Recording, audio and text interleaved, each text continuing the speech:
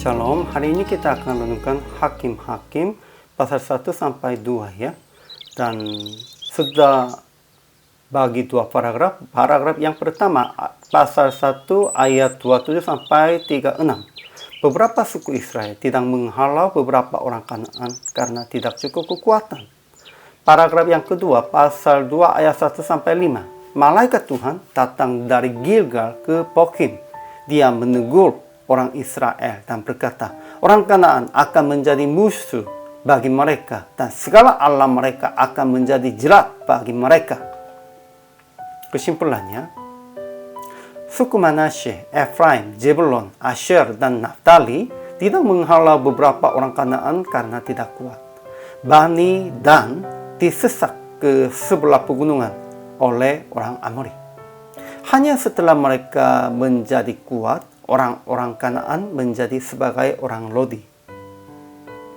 Namun malaikat Tuhan dari Gilgal ke Bokim berkata, aku berkata, janganlah kamu mengikat perjanjian dengan penduduk negeri ini. Mesbah mereka haruslah kamu robohkan, tetapi kamu tidak mendengarkan firman-Ku. Mengapa kamu berbuat demikian? Sebab itu orang Kanaan akan menjadi musuh bagi mereka dan segala allah mereka akan menjadi jerat bagi mereka. Sehingga bangsa itu menangis dengan keras. Dan tempat itu dinamai Bokim. Bukan karena tidak kuat. Pada saat Tuhan perintah, ia juga berikan kekuatan secukupnya. Ajaran tentang Allah. Pertama, Tuhan mengutus malaikatnya kepada orang Israel supaya menegur mereka yang telah tidak taat perintahnya. Ajaran tentang manusianya. Pertama, suku Manasye, Efraim, Zebulon, Asher, dan Naftali tidak menghalau beberapa orang Kanaan karena tidak kuat. Bani Dan disesak ke sebelah pegunungan oleh orang Amori. Ya, kalau begitu mereka harus usaha lagi. Namun mereka sudah menerimanya, kekuatannya tidak cukup, dan mereka ingin hidup bersama-sama dengan orang Kanaan.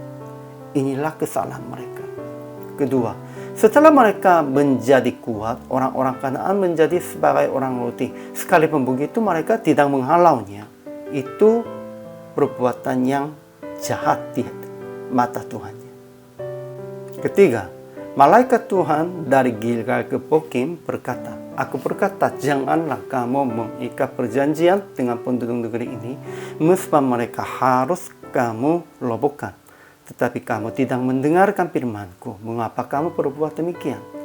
Sebab itu orang Kanaan akan menjadi musuh bagi mereka dan segala allah mereka akan menjadi jerat bagi mereka. Keempat, bangsa itu menangis dengan keras dan tempat itu dinamai Bokim. Aplikasinya. Pertama, jangan berkata tidak cukup kuat. Usahalah dengan percaya akan Tuhan mencukupi kekuatan. Ya, kelihatannya kita tidak cukup kuat.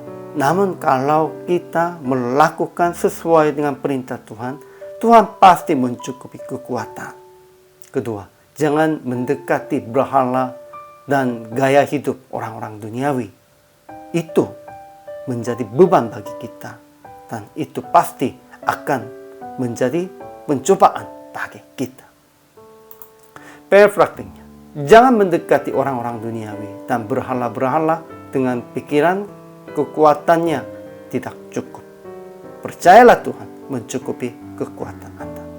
Karena Tuhan menyertai, kekuatan kita pasti cukup, lebih dari cukup.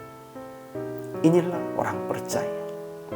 Hari ini juga selama melayani, Tuhan Yesus memberkati.